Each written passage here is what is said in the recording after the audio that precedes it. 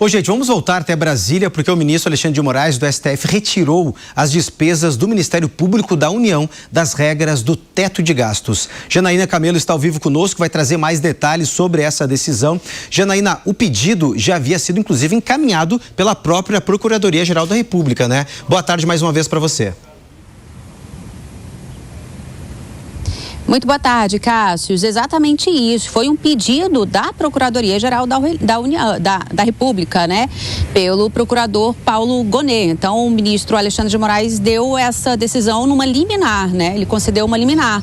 Porque a PGR diz o seguinte, diz que há necessidade de haver uma paridade, uma igualdade no tratamento entre Judiciário e Ministério Público da União. E aí coloca ali como argumento nesse pedido que veio aqui para o STF, uma ação que foi julgada no ano passado pela Suprema Corte em favor da Associação dos Magistrados Brasileiros, dando essa vantagem para o caso dos tribunais, as receitas próprias dos tribunais e de outros órgãos do Judiciário.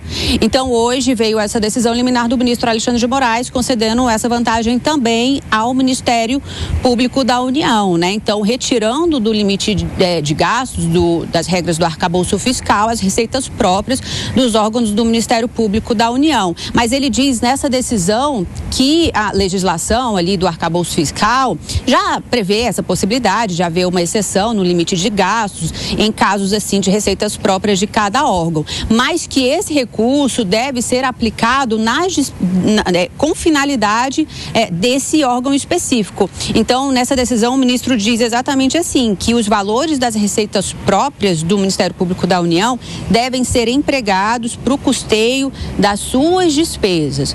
O Ministério Público da União, só para entender, consegue arrecadar ali nessas receitas próprias com juros contratuais, com multas, aluguéis, com indenizações por danos ao patrimônio público, até com taxas também de concursos públicos, enfim, processos seletivos. Então, essa foi uma decisão do ministro Alexandre de Moraes, uma liminar, né? Ela pode ser julgada posteriormente, mas já dando ali esse benefício, atendendo a esse pedido da Procuradoria-Geral da República. Cássio. Perfeito, Janaína. Muito obrigado pelas informações, gente. Vamos seguir, inclusive, lá na capital federal, porque agora eu vou chamar o Zé Maria Trindade para falar conosco. Zé, eu gostaria de te ouvir, então, inclusive, sobre essa decisão por parte do ministro Alexandre de Moraes, retirando as despesas do Ministério Público da União do teto de gastos. Como é que você enxerga essa decisão e, é claro, as repercussões aí na capital federal?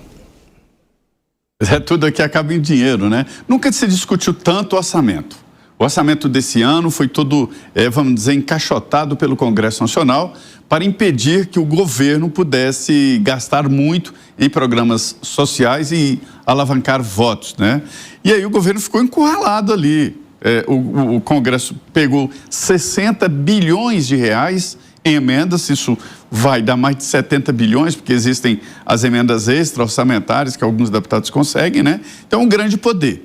E agora, de novo, eu já havia falado dessa autonomia financeira e administrativa do Ministério Público, eu acho que está certo. O Constituinte quis assim, fazer um ministério com superpoderes, e tem uma autonomia absolutamente total, administrativa, financeira e tudo. Se tem essa autonomia financeira, tá. Mas qual é a mágica disso aí? É o governo empurrando para tirar do teto de gastos esses recursos para o Ministério Público e sobrando para gastar através dos tais investimentos, que são as verbas discricionárias, onde o governo pode gastar. Porque, olha, Cássio, o orçamento está engessado, né? São 6 trilhões e 400 bilhões, 3 trilhões e pouco é de serviço da dívida, 2 trilhões é salário dos servidores públicos, né? A folha salarial, e aposentadoria, previdência, não sobra nada. Então, tirando o teto de gastos, o governo pode gastar isso aí fora do orçamento. Isso é uma manipulação ali do governo para gastar mais. Agora, isso significa dívida, né? O governo gastando pode endividar esse valor. É essa a mágica e é isso que se faz em ano eleitoral. Zé, inclusive isso chama bastante atenção, viu? Porque o próprio ministro Alexandre de Moraes disse que a lei permite que há excessos ou pelo menos há itens que possam sair do teto de gastos. Poder pode, mas tem que saber para que vai ser destinado, né? A gente pensa em saúde, a gente pensa na economia, a gente pensa em educação, mas não, vai direto para o judiciário, em Alangani. Pois é, aquela discussão, né? É legal, muitas vezes é legal, mas é imoral. Mas, independentemente disso, Cássius, veja, o teto de gastos, ele prevê que o gasto, ele deveria ficar, né?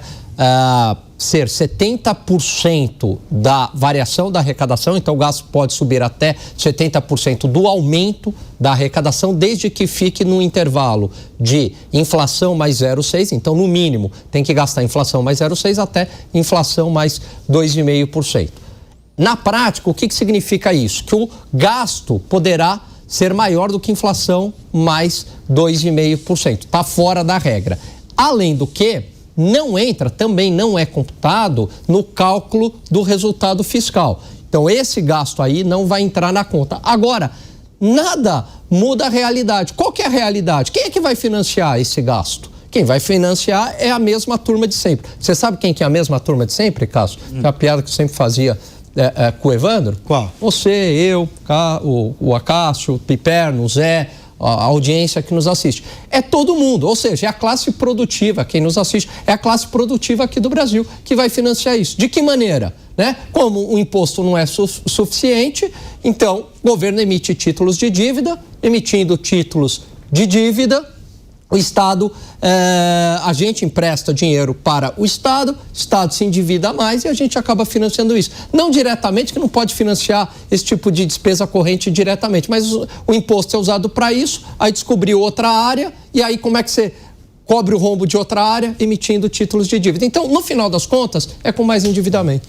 O Acácio, como é que você enxerga também essa retirada das despesas do Ministério Público da União do teto de gastos em um ano eleitoral onde a expressão responsabilidade fiscal é muito importante?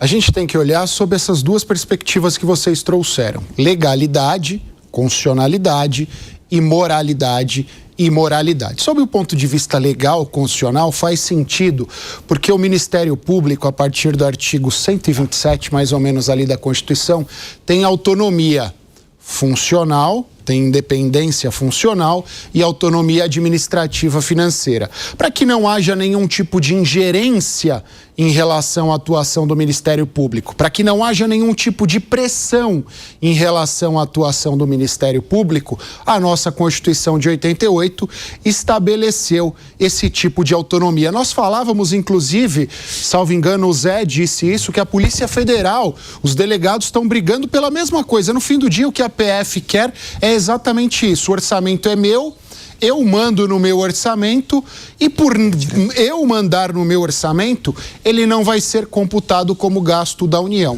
Até aí, tranquilo. O problema é, como o Gani bem disse, alguém vai pagar essa conta no fim do dia. Esteja na contabilidade, não esteja na contabilidade, há necessidade que os subsídios dos promotores e procuradores sejam pagos, que as despesas dos órgãos do Ministério Público Brasil afora sejam pagas. Então isso sai do cofrinho da União. E num ano, aliás, em anos onde nós defendemos o superávit fiscal como medida para nós termos estabilidade econômica e nós termos mais investimentos no Brasil, isso não faz sentido. Mas também não dá para a gente culpar o Poder Executivo e o Ministério Público e até o Supremo, porque essa é uma regra que tem 38 anos. É uma regra da Constituição de 88. Por mais imoral que ela seja e possa parecer. Deixa eu pegar uma carona aqui no que o Acácio bem falou, que é o seguinte, né? Além da questão se é ilegal, se é imoral, tem uma questão se a realidade econômica, ela se sustenta. Então, veja, muitas vezes a pessoa vai dizer o seguinte, mas tudo bem, é legal, né? É legal. Mas não adianta nada ser legal se não tiver recursos para financiar esse gasto. Esse que é o ponto. A realidade econômica, ela está acima das leis.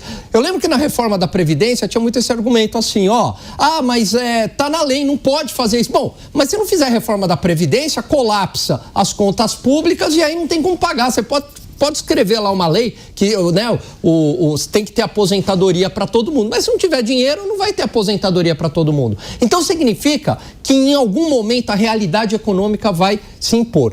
E isso significa que todas as esferas de poder, também aí os empresários com a questão dos subsídios que o Piperno sempre levanta, todo mundo vai ter que aceitar fazer um ajuste fiscal. Caso contrário, não vai ter dinheiro para todo mundo. Vai chegar um momento que esse tipo de regra não vai...